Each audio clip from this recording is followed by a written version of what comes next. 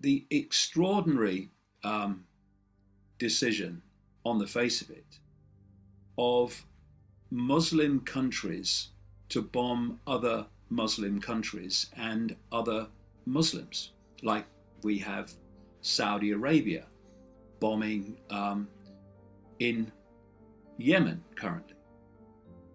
But it all starts to make more sense when you realize that one of the great divide and rule examples is the dividing and ruling of Islam through two factions, the Sunni, the vast majority, and the Shia or Shiite. And when you start to realize that Sunni-dominated Saudi Arabia is bombing Shia rebels in Yemen, and that so many of these Arab on Arab, Muslim on Muslim conflicts and assaults are actually along the lines of Sunni and Shia. Now, they agree, these two factions, on almost everything about Islam. Can't be true, Dave. It is. And what they don't agree on comes from something, pinch me, it can't be true, ouch, it is. From something like 1400 years ago, when the Prophet Muhammad left us, and two factions, now called Sunni and Shia, started arguing and killing each other over who should be his successor. The Sunni say one thing, and the Shia say it's a bloke called Ali. 1400 years ago. And it's still going on. And if you people can't control the world, it's a piece of cake. So you have now this faction of Sunni, to say the dominant faction of Islam, which breaks down in meaning to something like people of the tradition, and you have Shiite or Shia, which is basically party of Ali, the bloke they said should have succeeded Muhammad. Now, from that division, schism, all that time ago, has come so much that's happening today, and is, like I say, in the headlines today. So you have so much of the Muslim world, not least Saudi Arabia, Qatar, etc., who are more focused on unseating and destroying Shia targets than they are their alleged targets and opponents like Israel. And there are many other connections between the ruling fake royals of Saudi Arabia and Israel, which explain that at a much deeper level. So you look at the emphasis and the targeting of Iran by much of these Sunni-dominated countries and their ruling elites. And it just so happens that Iran is the major center for the Shia Muslim faction sect. And then you have Saudi Arabia and Qatar, who have been supplying weapons, money and support for rebels in Syria to target the regime of Assad.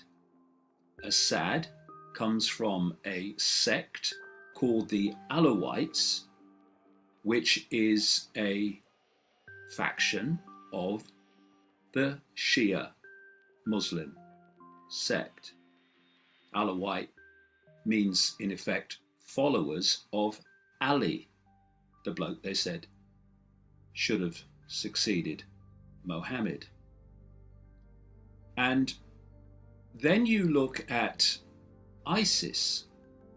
ISIS in Iraq. ISIS is a Sunni Muslim operation. And Iraq has, one of the rare countries, has a majority of Shia Muslims. Not absolutely up in the 80-90%, but significantly more than half. And we saw this week a Shia cleric in Iraq saying that if the United States creates a Sunni section of Iraq and a Kurdish section of Iraq as, in effect, separate countries, then the Shia of Iraq in its different forms will be at war with the United States as a result of that. And of course, people who've read my books and others will know that the plan all along has been to break Iraq up into, in effect, regions. Why? To divide and rule, to break up unity. That's the whole point. Divide and rule is bloody everywhere. So we have this situation which I was writing about in the books many, many years ago, in which I was pointing out that what was coming in the Middle East was a massive campaign to play Shia off against Sunni, to divide and rule, and then, as a result of that, take over the Middle East. And that is what we're seeing. When I first wrote about the scale of it and the names involved in a book called The Biggest Secret in the late 1990s, it was seen as outrageous. Couldn't be. That couldn't happen. Now, as more and more comes out, people are beginning to reevaluate their scale and their perception of the possible.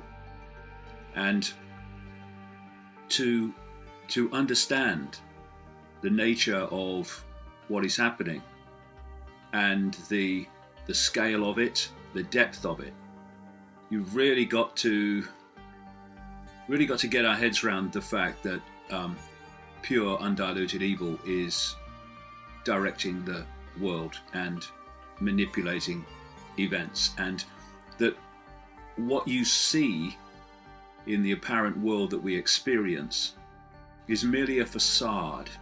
It's merely a movie screen behind which untold, unspeakable evil goes on. The latest strand in this hidden web to start to appear now is the former cabinet minister, former Home Secretary, and other positions in the Margaret Thatcher administration in the 1980s, called Leon Brittan. He died a few days ago, and as a result, the open secret that was not spoken due to libel laws, etc., and outright suppression, the unspoken secret started to be revealed. Here's just a couple of newspaper headlines. Britain abused me when I was 10 is one of them. Another one, cops filmed Leon Brittan at underage abuse house, and so it goes on. I've been investigating the paedophile networks, the elite paedophile networks involving some of the most famous people on the planet for 2 decades. And Leon Brittan was a name that came up quite often in the accounts of people who were describing what had happened to them. So I've been watching the Leon Britton evolving situation with a shaking head, because when it was announced that Geoffrey Dickens, the Conservative MP, had handed a dossier of elite paedophiles to Leon Britton when he was Home Secretary in the Thatcher government, and that this dossier, having been given to Britton, went missing, it was like, well, it's obvious why it went missing, because Leon Britton was a paedophile within the Westminster Downing Street paedophile ring that Dickens was in part exposing. It's no coincidence that the Thatcher Attorney General at the time was a man called Michael Havers, who is now named by victims as participating in paedophile parties where children were abused. And it was the same Michael Havers who sought, at the same time as Leon Britton, to stop the naming of a British diplomat as a paedophile.